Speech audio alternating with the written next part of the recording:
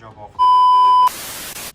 What's up, everybody? My name's Colin, and this is my new 1987 Ford Mustang. Picked this car up for $2,000 off Facebook Marketplace. I'm gonna be doing a budget build series on it. Not sure if I'm gonna keep it or flip it or what the future for this car is, but I picked it up for super cheap. Interior is rather straight. That door doesn't work, so that's really cool. Body on it is pretty decent besides this super ugly paint that's got going on. Other than that, you know, it has some motor issues, but it is a complete car. It has a brand new clutch. Interior is not bad, minus missing that center console there. But first off, it does have some engine issues, so I'm gonna go ahead and start chasing that. First noise I'm trying to chase is there's a loud clink when you're twisting the motor by hand, and it kind of binds up a little bit. So I'm gonna get working on that now. There's that tick noise, and then eventually it gets really stiff. Right there, it gets really stiff. After that little clink noise, so I'm gonna tear this intake off, take the distributor out, pop these valve covers, see if we can find anything out. Taking off the upper intake, super simple. 2 bolts, bolts. You got a couple in the back. Other than that, you gotta take a couple things off, like just the electrical connectors off this, the vacuum lines, and it should be free. We're gonna go ahead, get that off, get these valve covers off. I wanted to take those off anyway. I'm gonna get a new intake, and I have a new set of chrome valve covers waiting for it that are not red. I'm not a fan of the red, so we're gonna get rid of that.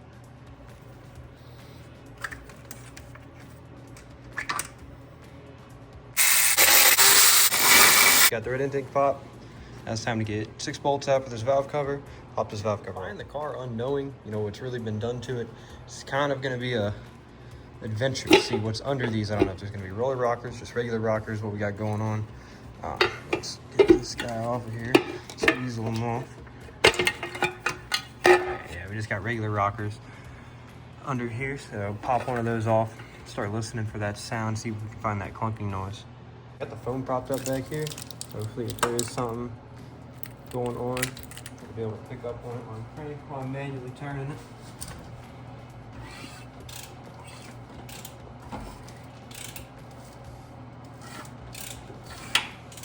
Okay, yeah, on that downstroke, that last valve, let's pop that off, see what's going on underneath it.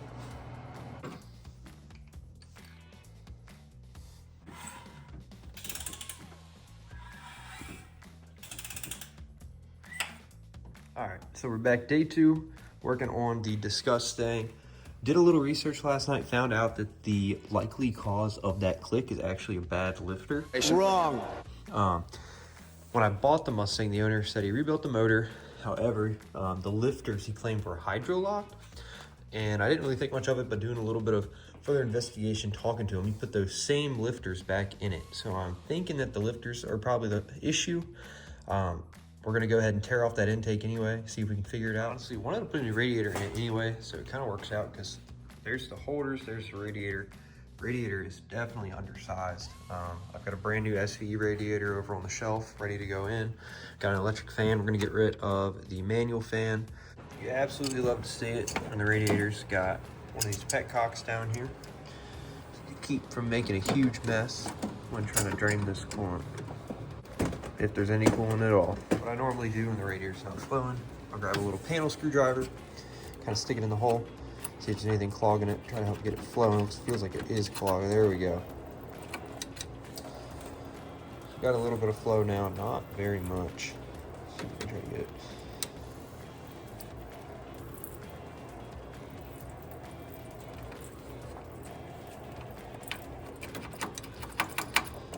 Boom. While that's draining, we'll go ahead and get this upper radiator hose popped off. Super easy, just 2 hose clamps.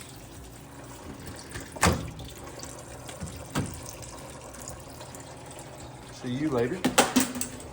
All right, next thing is popping the injector harness off. Injector harness is pretty simple. Just a bolt on that side, and it should pull right up. I'm a liar. There's 2 bolts on each side. After you get the bolts off, it'll pop right up, and you just have to take all of these little connections off the wiring harness. Each of them clip down into an injector. They're super brittle, so you got to be careful with them. Lucky for me, I haven't broke a single one yet, but I still got 5 more to do. All right, got that popped off, so it should come off with it. 6 bolts on each side to take off, and then the intake should be free to come. One more hose here. Just got to take that off, and then the intake should pop right off.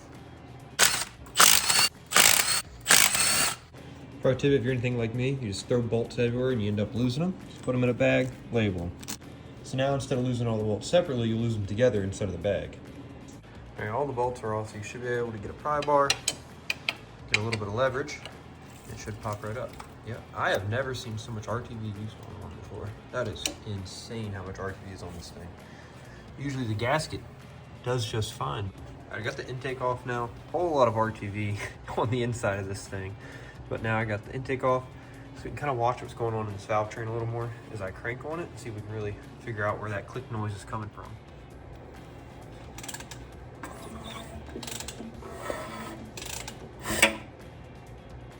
Train still.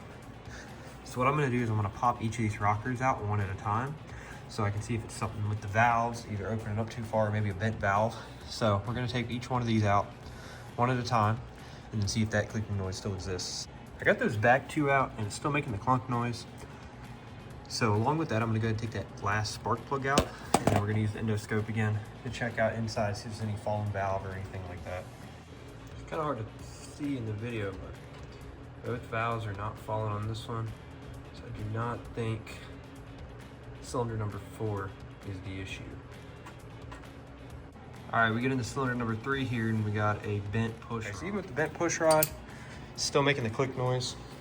Another little thing I like to do, keep things organized, when you take them out, always put them in the line before you took them out at. So number 4 left and right, number 3 left and right, and I'll do the same thing all the way to number 1. And then 5 through 8 will be on that side, same way, lined up exactly how I took them out. All right, not a good sign. We have another bent push rod, so that is not ideal at all. All right, once again, another bent intake push rod. So I might end up having to tear the front of this motor off, which I really didn't want to do, but I mean, if I have to, it is what it is. So I'm gonna keep going, take off the valves on the other side, or the rocker arms on the other side, and I'll go through all of them, see if anything changes with that clicking noise. Good news, everybody. All of the intake push rods on the driver's side are also bent. That's so exciting. Even better news, the clicking noise is still here. Oh my God! Oh, The thing I'm doing here is getting the spider popped out, and I'll get the dog bones popped off. I'm gonna go ahead and pull the lifters. I'm not worried about keeping those in the same order because I'm not gonna reuse them. Previous owner, when he rebuilt the motors, said they were locked up, and then he said he got them unlocked, but I'm just gonna go ahead and get a whole new set of lifters for it, so I'm just gonna pull them and toss them. Not about that last statement. I did keep them in order. Still making that god-awful click. All right, there she is. Really don't want to pull these heads off, so I think I'm gonna start with pulling the timing cover off of it, pulling the whole front end off, and maybe pulling the cam out, checking the cam out. Yeah, because I really am not interested in taking these heads off right now. Alternator off. Now we're working on pulling this pulley and the water pump off next. I always hate taking this lower radiator hose off because it seems like no matter how good you drain the coolant, you always make a mess when pulling this off. So this is always fun. So the inside of the crank pulley is Allen heads, which is really bad news for me. I don't have any good Allen head sockets. For highlighting all the great things about this car, I figured I'd go ahead and check out this strut tower rust. Nothing major, no holes or anything like that. Kind of at a standstill on the motor until I can get that crank pulley off. However, I can go ahead, I'll get this old radiator out, not gonna use that anymore. So got a bigger one, so we'll go ahead and pull this one out. Boo-boo radiator is loose and ready to pop out. Radiator's out, now we're just back to that problem. I found some bits and I have the size that'll work. Don't really want to do this, but I'm also impatient and don't want to wait till tomorrow, so we're gonna try. The bolts are actually super loose, so I was worried about nothing, so we're back in business. Crank bolt was now off, so we are one step closer to getting that cam out, seeing if there's something going on there or if it's in the actual crank itself. The biggest tools I own is this balancer puller. How it works is it'll slide in here and it'll set right on the end of that crankshaft. You want to slide it to where it kind of meets up with the holes a little bit to find, what hole it needs to be. So I'm going to set it like that. And then last thing you do is have to find the exact bolt for what goes into it.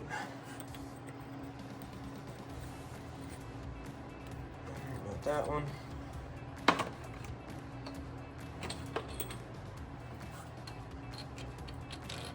About that one. It's probably that first one I already picked up. And then I put it back down for some reason. Okay, yep, I'm an idiot. It was that one. So get this set up and I will show it to you. Important you run these as far in as you can so you don't strip any threads or possibly bend any bolts when you're going out. Alright, so those are as far as you go now. And then what you'll do, you have to back this out. Alright, so it marries up there at the end. You'll get you a wrench. You'll start cranking on it. If you notice, I don't know if you can see it well, but it's slowly pulling out and it's separating from the crank. With that, you have the harmonic balancer separated from the block. The harmonic balance separated. We have 8 bolts to take off. We got 2 here, 2 there, 2 there, and then 2 coming through the bottom up through the oil pan. Down here calling around, I keep finding more and more cool stuff with this car. Lots of RTV everywhere, and then wood. What the hell is even that? That's pretty cool, I guess. Forgot 2 bolts up underneath. Bought this puller a long time ago, and I've never used it. Bought it at a garage sale for cheap. Lucky me, I did buy it because I'm gonna have to use it to get this lower crank gear for the timing chain off. So I gotta figure out how to set this up. I had some bolts laying around. It worked with it.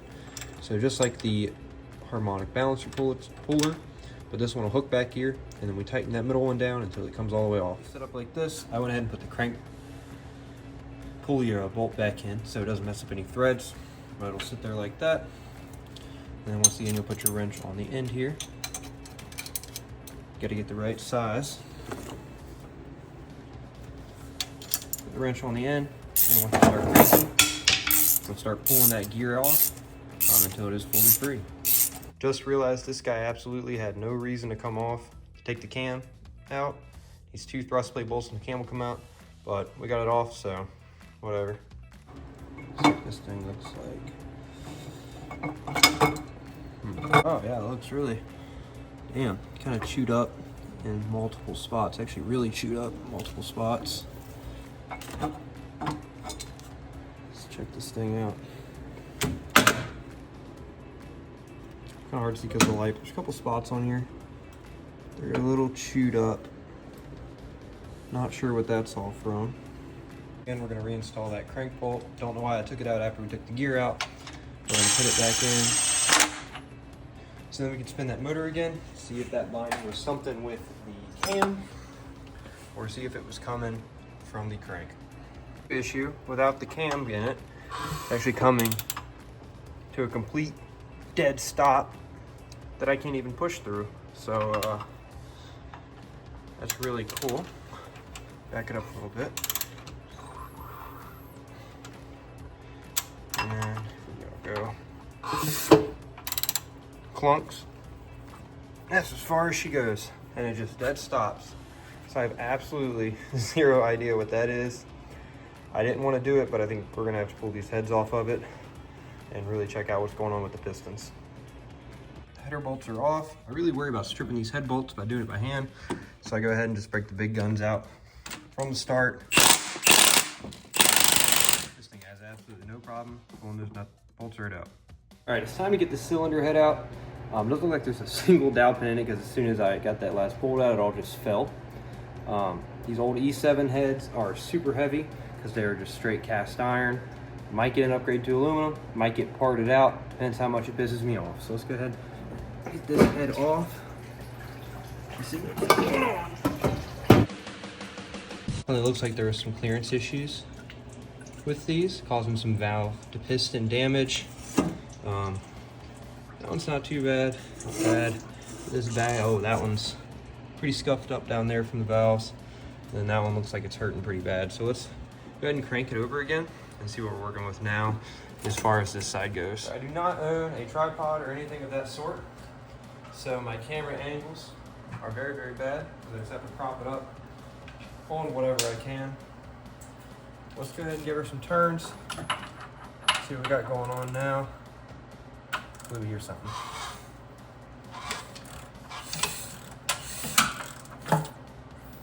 Oh, wow, okay. So, I don't know if you can see that, but I have discovered our issue. number 4 is really okay. Yeah, there we go. Okay. Oh yeah, got more. Okay.